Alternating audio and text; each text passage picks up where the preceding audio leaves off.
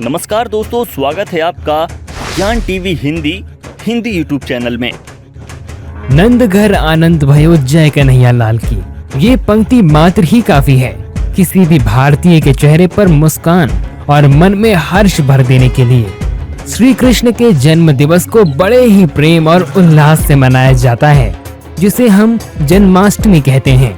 स्वयं श्री कृष्ण जी युधिष्ठिर को इस व्रत का फल बताते हुए कहते हैं, इस दिन व्रत को करने से 7 जन्म के पापों का नाश हो जाता है। इस व्रत के करने से संतानहीन दंपतियों को उत्तम संतान की प्राप्ति होती है। मेरे जन्मोत्सव को विधि पूर्वक मनाने वाला व्यक्ति इस जन्म में सभी भोगों को भोगता है। तो आइए वीडियो में आगे बढ़ते हैं। वीडियो अच्छा लगे तो वीडियो को लाइक, शेयर और चैनल को सब्सक्राइब करके बेल आइकन को प्रेस करना मत भूलिएगा। जन्माष्टमी की व्रत कथा। भादव कृष्ण पक्ष अष्टमी को स्वयं नारायण के 8वें अवतार धरती पर अवतरित हुए और वहीं श्री कृष्ण के नाम से संपूर्ण विश्व में विख्यात हुए। तो आइए बात करते हैं जन्माष्टमी की कथा की। जैसा कि आप सभी जानते हैं, मथुरा नगरी ब्रज में स्थित है और इसी मथुरा नगरी में कंस नामक एक राक्षस राज करता था, जिसके अत्याचारों से समस्त मथुरा नगरी परेशान थी।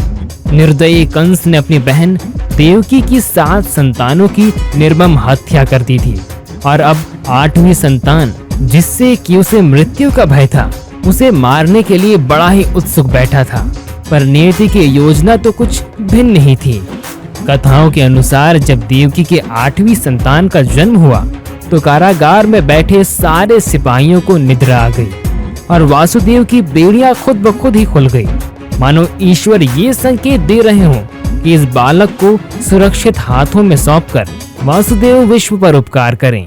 वासुदेव को अपने प्रिय पुत्र की सुरक्षा हेतु नंद राय से उपयुक्त व्यक्ति दूसरा न सूझा और उन्होंने बिना किसी की चिंता किए अपने नवजात बालक को लेकर नंद गांव की ओर बढ़ना शुरू कर दिया। रास्ते में आ रही भीषण आंधी और बारिश मानो वासुदेव को किंचित भी भयभीत न कर सकी और नारायण का कवच तो स्वयं शेषनाग थे ही। अब अपने बालक को अपने परम मित्र के हाथ में सौंपते हुए वासुदेव ने उनकी पुत्री को अपने साथ कारागार वापस ले जाने का निश्चय किया, ताकि कंस को ये संकेत न हो पाए कि नवजात बालक को कहीं सुरक्षित पहुंचा दिया गया है।